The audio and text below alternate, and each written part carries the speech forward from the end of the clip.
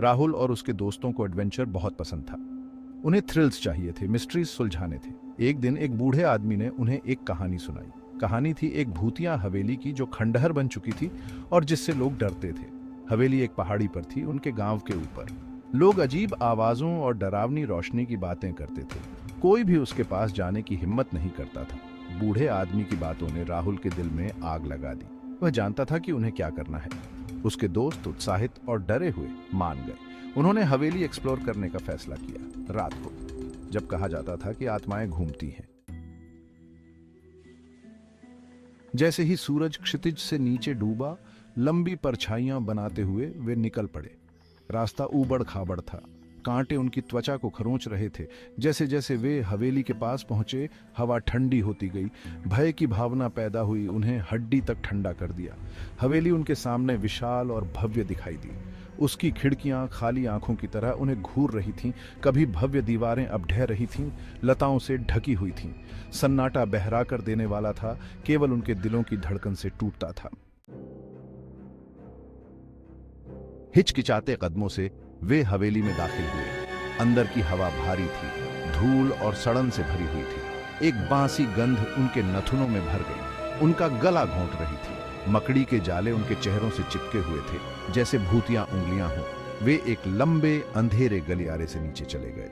हर कदम सन्नाटे में गूंज उठा, उनकी रीढ़ की हड्डी में सिहरन पैदा कर दी। अचानक एक दरवाजा जोर से बंद हो गया। आवाज बहुत तेज थी, हवेली में गूंज रही थी। उनके दिल की धड़कन तेज हो गई। भय, तेज और ठंडा ने उन्हें जकड़ लिया। उन्होंने घबराहट भरी नजरों से एक दूसरे को देखा। हर कोई उम्मीद कर रहा था कि दूसरा उसकी आंखों में डर न देख सके। जैसे जैसे वे आगे बढ़ते गए, हवेली में जान आती गई। आंगन में एक झूला लयबद्ध तरीके से हिल रहा था, हालांकि हवा नहीं चल रही थी। दीवारों पर परछाइयां नाच रही थीं, विकृत आकृतियां ले रही थीं। उनके कानों के पास एक ठंडी सांस फुसफुसाई, जिससे उनकी रीढ़ की हड्डी में सिहरन दौड़ गई। वे गलियारे के अंत में एक कमरे में पहुंचे। यह बाकी कमरों से भी ज्यादा अंधेरा था। हवा में एक अजीब सी घबराहट थी, और तभी उन्होंने उसे देखा। एक आकृति परछाइयों में डूबी हुई कमरे के बीच में खड़ी थी। उसका चेहरा विकृत और जला हुआ अंधेरे में चमक रहा था। उसकी आंखें लाल जल रही थीं, उन्हें घूर रही थीं, शुद्ध घृणा से। उनके होठों से चीख निकल गई। आकृति बोली। उसकी आवाज फुसफुसाहट जैसी थी, जो उनकी समझ को चीरती हुई प्रतीत हो रही थी। तुमने मेरी नींद में खलल डाला है, यह फुसफुसाया। अब तुम यहां रहोगे, मेरे साथ, हमेशा के लिए। उनमें दहशत फैल गई। वे भागने के लिए, हवेली की भयावहता से बचने के लिए हाथापाई करने लगे, लेकिन दरवाजे बंद हो गए। उन्हें अंदर बंद कर दिया। खिड़कियां बंद थीं, उनके बचने का रास्ता बंद हो गया था। वे फंस गए थे तामसिक आत्मा की दया पर। उन्होंने दरवाजों पर जोर से पीटा, मदद के लिए। उनकी चीखें खामोश हवेली में गूंज उठी।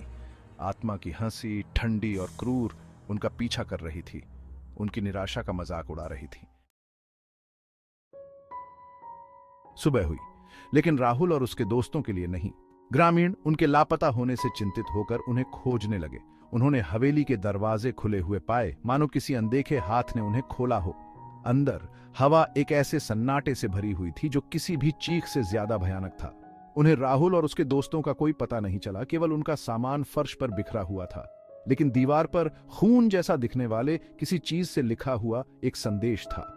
उन लोगों के इंतजार में आने वाले भाग्य की एक भयावह याद दिलाता है, जिन्होंने प्रेतबाधित हवेली की नींद में खलल डालने की हिम्मत की। उस पर लिखा था, वे अब मेरे हैं। ग्रामीण चले गए, उनके दिल दहशत से भरे हुए थे। हवेली एक बार फिर खामोश खड़ी थी। उसके रहस्य उसकी ढहती दीवारों के भीतर सुरक्षित थे।